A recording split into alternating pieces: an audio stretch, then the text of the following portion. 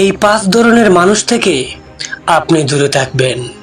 শুনো, আমাদের জীবনটা একদমই ছোট, একদম সীমিত।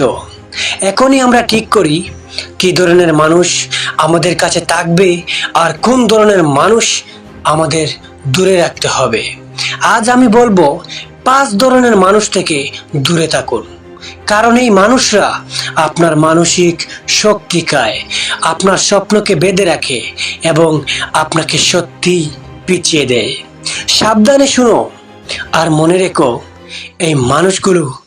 এই মানুষগুলো থেকে দূরে থাকাই আপনার জীবনের সবচেয়ে বড় স্বাধীনতা। যারা সমালোচনা করে, কখনো সমর্থন করে না, এই মানুষরা সব সময় আপনার দুর্বলতা খুঁজে, আপনার চেষ্টা দেখবে না। আপনি যত বড় স্বপ্ন দেখবেন তারা তা ছোট করে দেখবে। তাদের সঙ্গে থাকলে আপনার মন হালকা হবে না, বরং ধীরে ধীরে মন ভারী হয়ে যাবে।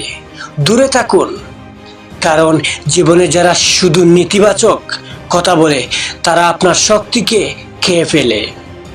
যারা হিংসা করে, 2, যারা হিংসা করে আপনার সাফল্য ভালোবাসে না।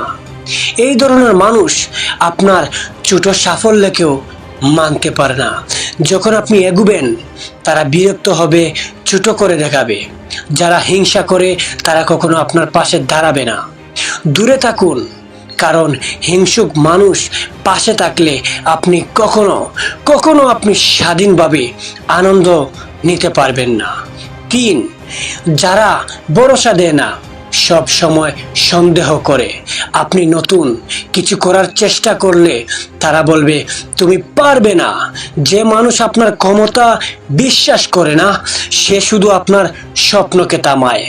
দূরে থাকুন, কারণ যারা বিশ্বাস দেয় না তারা আপনার আত্মবিশ্বাসকে ধ্বংস করে।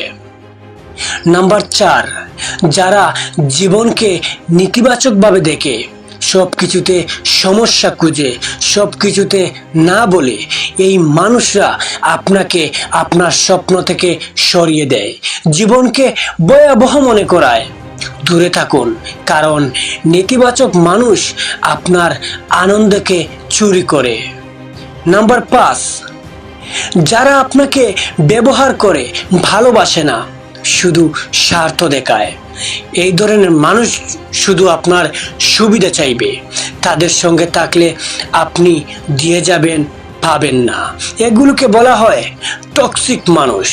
দূরে থাকুন, কারণ যারা শুধু ব্যবহার করে তারা আপনার মানসিক শক্তিকে শেষ করে দেয়।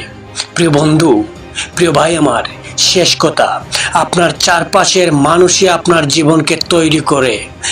ভালোবাসুন ভালো মানুষ, যারা বিশ্বাস করে, যারা সমর্থন করে, যারা আপনাকে এগোতে দেয়, তারাই হচ্ছে আপনার শক্তি।